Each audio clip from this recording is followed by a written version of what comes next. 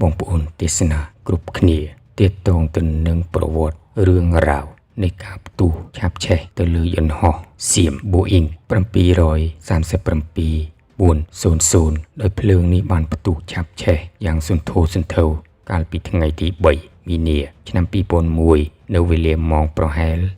2:48 នាទីដោយហេតុការណ៍ផ្ទុះភ្លើងឆេះទៅលើយន្តហោះ Boeing សៀមនេះបានកើតឡើងស្ថិតនៅក្នុងតំបន់អាកាសយានដ្ឋានបាងកកសៀមក្នុងប្រលានយន្តហោះដនមឿងរបស់សៀមនោះបើតាមការរៀបរាប់ឲ្យដឹងពីសារព័ត៌មានសៀមយន្តហោះត្រូវភ្លើងឆេះនោះគឺក្នុងគោលដៅធ្វើដំណើរចាក់ចេញពីប្រលានយន្តហោះដនមឿងសៀមក្នុងទីក្រុងបាងកកនិងឆ្ពោះដំណើរហោះហើរទៅកាន់ប្រលានយន្តហោះខេត្តឈៀងម៉ៃរបស់ប្រទេសសៀមនោះប៉ុន្តែយ៉ាងណាក៏ដោយនៅក្នុងហេតុការណ៍ឆេះយន្តហោះរន្ធត់នៅក្នុងយន្តហោះនោះគឺមានសមាជិកនាវិកចំនួន8នាក់កំពុងតែឈររងចាំអ្នកដំណើរចំនួន148នាក់នឹងឡើងយន្តហោះហើយក្នុងនោះក៏មានវត្តមានរបស់លោកថាក់ស៊ីនស៊ីណាវ៉ាត្រាដែលជានាយករដ្ឋមន្ត្រីសៀមនៅសម័យនោះ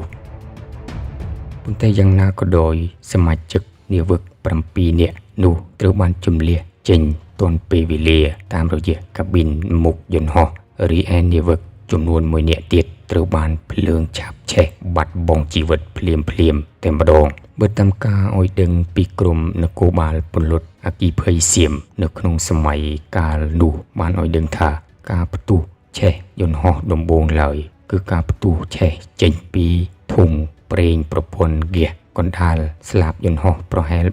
27នាទីក្រោយមកមុនពេលហោះហើរនោះនិងប្រហែល18នាទីចុងក្រោយទើបមានភ្លើងផ្ទុះឆាបឆេះយ៉ាងខ្លាំងក្លា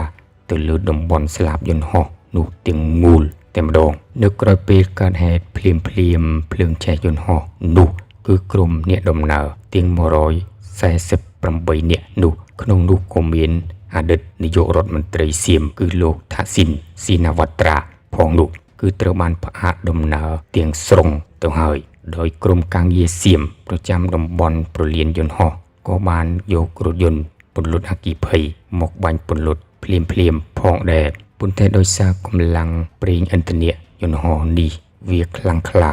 លាយជាមួយនឹងល្បាយខ្យល់ផងនោះគឺត្រូវកម្លាំងភ្លើងនេះផ្ទុះឆេះយ៉ាងខ្លាំងក្លារហូតឆេះយន្តហោះទាំងមូលវាត្រូវបំផ្លាញទាំងស្រុងដោយអគ្គិភ័យនេះអស់រលីងទៅហើយដោយខាងក្រមហ៊ុនអាកាសចរសៀមអៀវេនោះក៏បានចេញមកសម្ដែងនៅការសោកស្ដាយចំពោះហេតុការណ៍ផ្ទុះភ្លើងឆេះទៅលើយន្តហោះនេះនឹងបណ្ដាលឲ្យបាត់បង់ជីវិតក្រុមការងារបុគ្គលិកសៀមចំនួន1នាក់ដែលបម្រើការនៅក្នុងយន្តហោះនោះតែម្ដងវាគឺជារឿងរ៉ាវសោកនាដកម្មមួយដែលកើតឡើងនៅក្នុងប្រទេសថៃកាលពីសម័យក្នុងកំឡុងឆ្នាំ2001នោះ